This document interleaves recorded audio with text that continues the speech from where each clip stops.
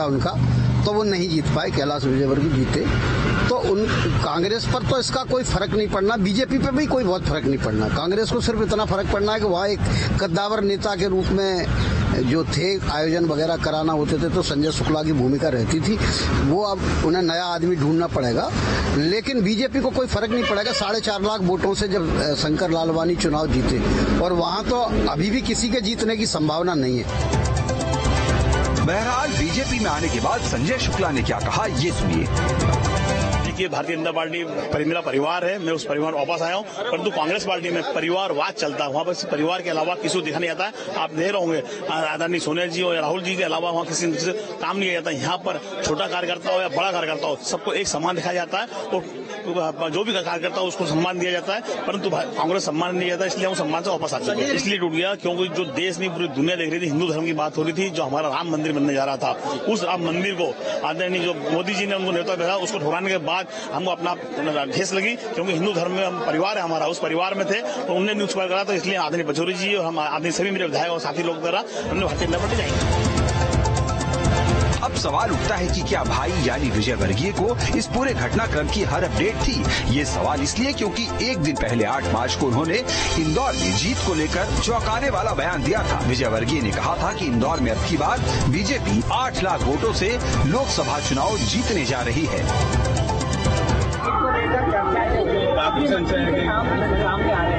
आ सकते हैं, ऐसा है कि जो भी लड़ेगा 8 लाख से ऊपर चाहिए। महिला की टिकट की बात की जा रही है कि महिला भारतीय जनता पार्टी का उम्मीदवार कोई भी हो, 8 लाख से मतलब संजय शुक्ला के आने की पटकथा पहले से तैयार हो चुकी थी और विजयवर्गीय ने इस ओर इशारा भी कर दिया था। बहरहाल संजय शुक्ला के पिता इंदौर में बड़े भैया के नाम से मशहूर विष्णु प्रसाद शुक्ला की गिनती इंदौर में बीजेपी संगठन को खड़ा करने वाले नेताओं में होती है। बड़े भैया की राजनीति का तरीका ही ऐसा था कि उन्हें लोग इंदौर का बाल ठाकरे कहकर बुलाते थे। अब मालवा का ये शुक्ला परिवार फिर बीजेपी में लौट आया है। देखना दिलचस्प होगा कि इससे आगामी लोकसभा चुनाव में मालवा की सियासी फिजा कितनी बदलती है।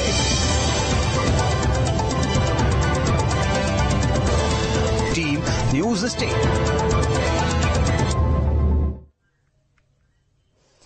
और पूर्व केंद्रीय मंत्री, मध्य प्रदेश कांग्रेस के पूर्व अध्यक्ष और 56 साल कांग्रेस में बिताने वाले वरिष्ठ नेता सुरेश पचौरी बीजेपी में शामिल हो गए। भारतीय जनता पार्टी का दामन उन्होंने थाम लिया।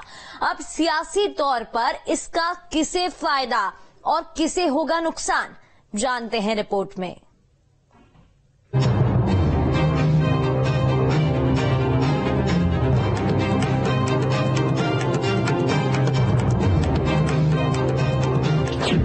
पचौरी ने क्यों दिया कांग्रेस को झटका?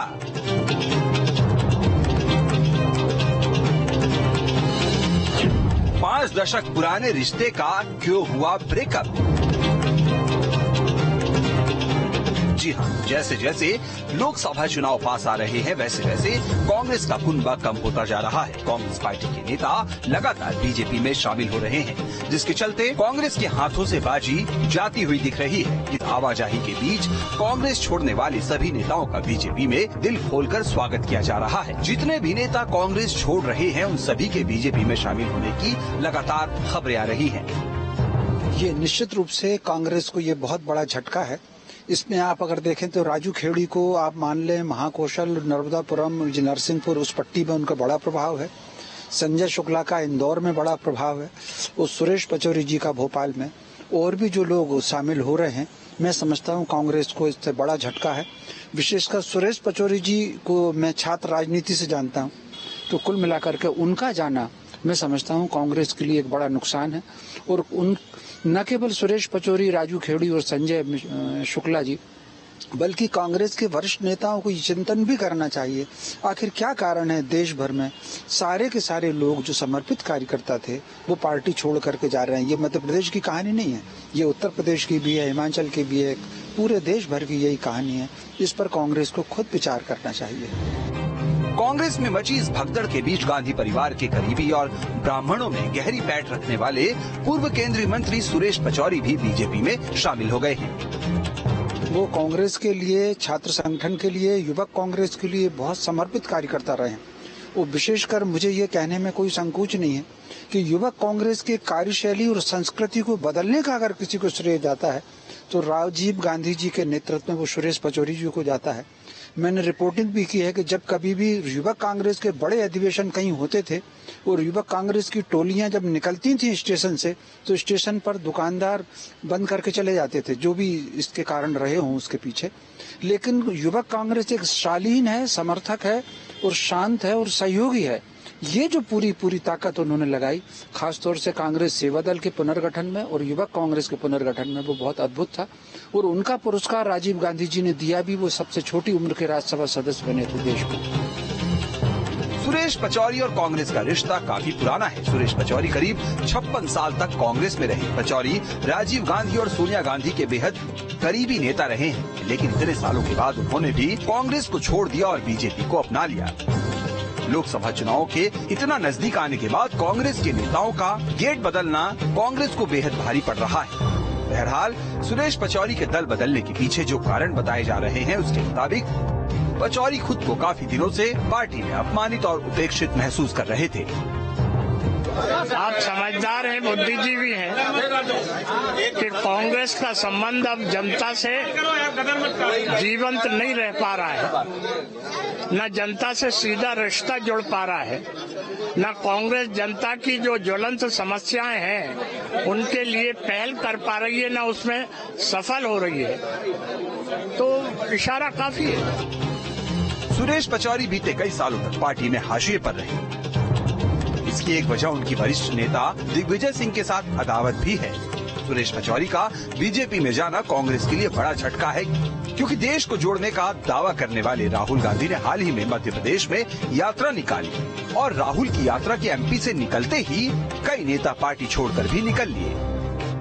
देखिए, बीजेपी को अभी ज्यादा वोट तो बढ़ेगा बीजेपी को, और बीजेपी थोड़ी सी बेफिक्र हो सकती है, लेकिन जिन 3-4 सीटों से ये लोग गए हैं उसमें बीजेपी वैसे ही एक तरफा थी। इंदौर में बीजेपी एक तरफा मजबूत है, भोपाल में मजबूत है, नर्मदापुरम और इधर मजबूत है। भाजपा को जो इस समय कांग्रेस के तोड़ फोड़ से लाभ की जो आवश्यकता है, वो विशेषकर मुरैना क्षेत्र में, ग्वालियर संभाग में, मंडला में और इन छिंदवाड़ा में, इन क्षेत्रों में भाजपा को ज्यादा जरूरत है। बाकी ये 3-4 सीटें हटा दें, जैसे मुरैना की हटा दें आप, या छिंदवाड़ा की सीट हटा दें, या मंडला की सीट पर भी इस बार संघर्ष होगा, या झाबुआ देख लें। इन 4-5 के अलावा भाजपा के सामने बाकी 23-24 सीटों पर कोई बहुत बड़ी चुनौती नहीं है। लेकिन फिर भी ये तीनों के तीनों एक बड़े एसेट के रूप में भाजपा को मिले हैं, इसमें कोई शक नहीं। भाजपा कार्यकर्ता का मनोबल बढ़ेगा और कांग्रेस कार्यकर्ता का मनोबल टूटेगा इससे। बहरहाल सुरेश पचौरी के बीजेपी में जाने के बाद उनके पुराने प्रतिद्वंदी दिग्विजय सिंह ने ट्विटर पर एक भावुक पोस्ट किया है और लिखा है कि भला 50 साल का रिश्ता कोई यूं ही तोड़ता है क्या। हालांकि सुरेश पचौरी के बीजेपी में आने के नफे नुकसान का लोग आकलन कर रहे हैं, लेकिन इसमें कोई दो राय नहीं कि बेशक सुरेश पचौरी का जलवा एमपी की सियासत में अब पहले की तरह नहीं रहा, लेकिन बड़ा फेस होने की वजह से इसे कांग्रेस के लिए मनोवैज्ञानिक झटका जरूर माना जा रहा है। इसके अलावा ब्राह्मण लॉबी के बीच भी एक संदेश जाएगा। Team news stay.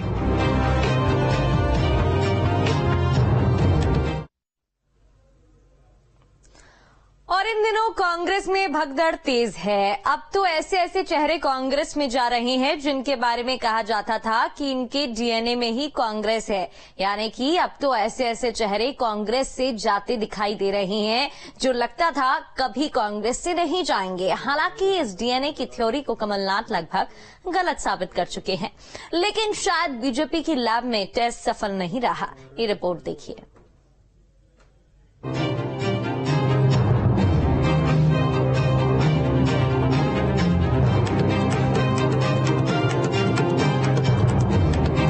इन दिनों कांग्रेस में पतझड़ का माहौल है। 9 मार्च को सुरेश पचौरी और संजय शुक्ला समेत कई दिग्गजों ने बीजेपी का दामन थाम लिया था, लेकिन कुछ दिनों पहले कमलनाथ और उनके सांसद पुत्र नकुलनाथ को लेकर भी ये तय माना जा रहा था कि वो कभी भी बीजेपी में शामिल हो सकते हैं। खुद कमलनाथ भी शुरू में ऐसी अटकलों का खंडन नहीं कर रहे थे। क्या बीजेपी ज्वाइन कर रहे हैं सर? अगर ऐसी कोई बात होगी, सबसे पहले मैं आप लोगों को ही कहूँगा। आप इनकार नहीं कर रहे सर, आप इनकार नहीं कर रहे। मैं तो कह रहा हूँ इनकार की बात नहीं है। जी जी, ये आप लोग कह रहे हैं जी, आप लोग एक्साइट हो रहे हैं। मैंने कहा मैं तो एक्साइट नहीं हूँ इस तरफ या उस तरफ। पर बात ये है कि अगर ऐसी कोई बात होगी, मैं आप सबको सबसे पहले खबर करूँगा। इसके अलावा नकुलनाथ के ट्विटर हैंडल से कांग्रेस का नाम हटा, फिर दिल्ली में कमलनाथ के घर में भगवा झंडा लहराया। मतलब माहौल ऐसा था कि किसी भी वक्त कमलनाथ बीजेपी में जा सकते हैं। हालांकि बाद में शायद बात बन नहीं पाई और फिर कमलनाथ को भी सामने आकर बयान देना ही पड़ा। हालांकि माना जा रहा है कि उस घटना के बाद से कमलनाथ की क्रेडिबिलिटी पार्टी में कम हो गई है।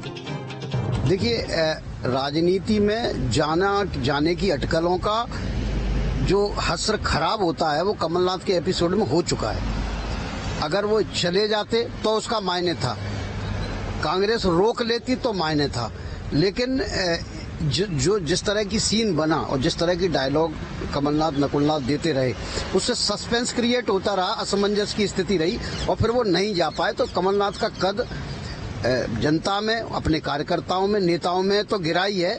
जो गांधी परिवार है उसमें भी गिरा है। हमने ग्वालियर में जब वो अपनी यात्रा पर आए, मुरैना में हमने देखा कि सबसे लास्ट में जो है उनका नाम लिया गया।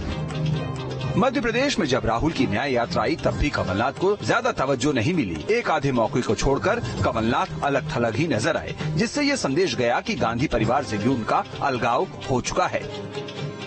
बाकी भी जो वजूद उनका एक छत्र राज्य रहता था, जय जय कमलनाथ वाला, वो खत्म हो गया है। तो अब बीजेपी में जाएंगे नहीं जाएंगे, अब इन अटकलों का कोई मायने नहीं है, क्योंकि चले भी जाते हैं तो जो हाइप मिल जाती उनकी जाने पे वो अब नहीं मिलेगी। सिर्फ एक टिकट बदल सकता है कि भाई अगर उनका बेटा चला जाएगा तो बीजेपी से टिकट ले लेगा, लेकिन अब वो खुद ही मना कर रहे हैं तो उनकी बात को मानना चाहिए। लेकिन राजनीति पे और उन पर जो दाग लग गया है उसको धोना बहुत मुश्किल है।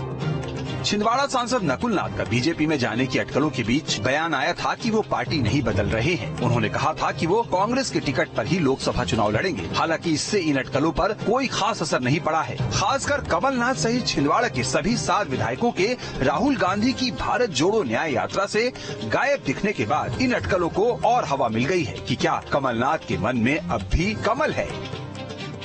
बहरहाल इन दिनों मध्य प्रदेश कांग्रेस में चारों तरफ भगदड़ का माहौल है। हाल ही में छिंदवाड़ा कांग्रेस के कुछ पार्षद और नेता बीजेपी में शामिल हो गए, तो दमोह में कांग्रेस के कई नेताओं ने पार्टी छोड़कर बीजेपी का दामन थाम लिया। उधर अब भोपाल में संजय शुक्ला और सुरेश पचौरी के साथ दर्जनों नेताओं ने बीजेपी की सदस्यता लेकर कांग्रेस